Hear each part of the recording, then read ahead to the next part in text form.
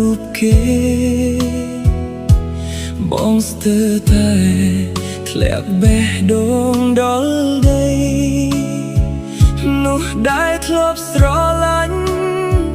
ធ្លាប់ថែរាល់ថ្ងៃពេលនេះក្បែរស្រីគឺជាមិត្តភក្តិបងមិនដែលគិតសោកថារឿងបែបនេះកើតឡើងចំរូបបងឈឺចាប់កន់ឡងគេជាមិត្តជិតស្និទ្ធដែលបងទុកចិត្តតែបែរជាមកឆក់យកបេះដូងអូនទៅឈឺពេកហើយមនុស្សដែលធ្លាប់ក្បែរពេលនេះប្រែជាសងសាមិត្តភក្តិបងអូនដើរចេញទៅចោលរូបបងឲ្យសៅមកហួសចិត្តកន់ឡងពេលឃើញអ្នកទាំងពី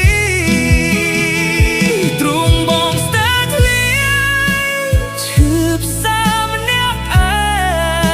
ងអង្គុយចំបែងស្រក់ទឹកភ្នែ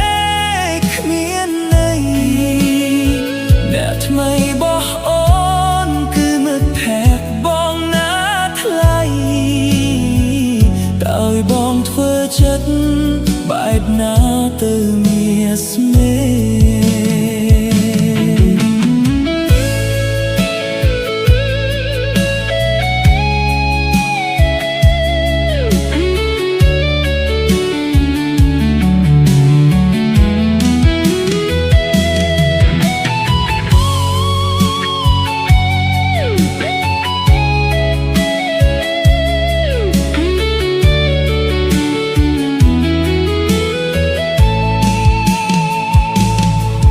គួរខឹងមិត្តឬក៏គួរខឹងអូនដែលធ្វើឲ្យបងសូនអស់ក្តីសង្ឃឹមឃើញគេនឹងអូនមានស្នាមញញឹមបងបានត្រឹមសំលឹងមើលទាំងឈឺផ្សា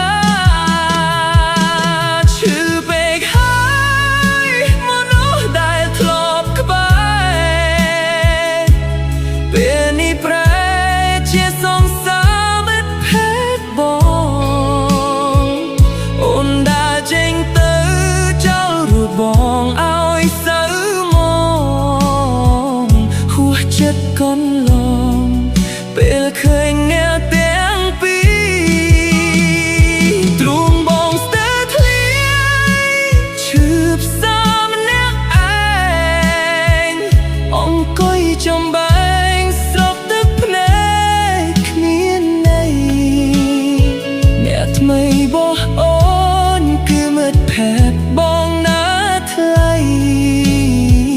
តើឲ្យបងធ្វើចិត្តបែបណាទៅមានស្នេហ៍